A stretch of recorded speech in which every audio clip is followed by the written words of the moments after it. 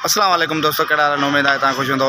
दोस्तों अज असां दोस्त चीफ मुकदम के पुट चीफ मुकदम मीर गुलाम फरीद गोले बुलेदी वटि आया हूँ ऐं उनजो ख़्यालन जो इज़हार है जो तव्हां सां इज़हार कंदो।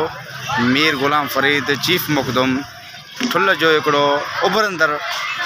उभरंदड़ सितारो है जो गोला बिरादरी के वॾो फ़ाइदो ॾींदो इंशाअल्लाह अॻिते। ऐं तव्हां उनजो हिकिड़ो मौज़ू ख़्यालु आहे उहो तव्हां बयानु कयूं था ऐं उनजो लाइव ऐं तव्हां उनजो ॿुधो। अदा मुंहिंजो नालो आहे गुलाम फरीद गोलो।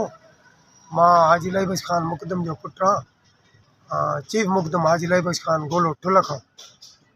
मुंहिंजो अबो अॻ में इहो कमु कंदो हो, ग़रीब मिसकिन गोलनि जा जेके बि मसइला मसाइल थींदा पोइ उहो वीचारो खीसे मां ख़र्चु करे गाॾियुनि जा किराया भाड़ा कार जा एतिरे क़दुरु जो उन्हनि जूं मानियूं उन ग़रीबनि मिसकिननि जी मदद कंदो ऐं उन ग़रीबनि मिसकिननि खां रुपयो बि ख़र्चु न कराईंदो ऐं उन्हनि जा मसइला हल कंदो।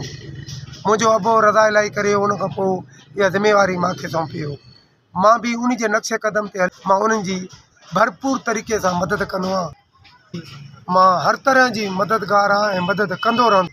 ख़ानदानी मुकदम ऐं असां ई उन जे करे मां हिन टाइम बि वञी रहियो आहियां कंहिं मसइले जे लाइ कार बि पंहिंजे घरों कराई आहे ऐं उन्हनि जो मसइलो बि हल करण जे लाइ हिन टाइम क़ौम जी ख़िदमत जे लाइ। शहज़ाद अली सिंधी के सब्सक्राइब ऐं लाइक ऐं शेयर कयो।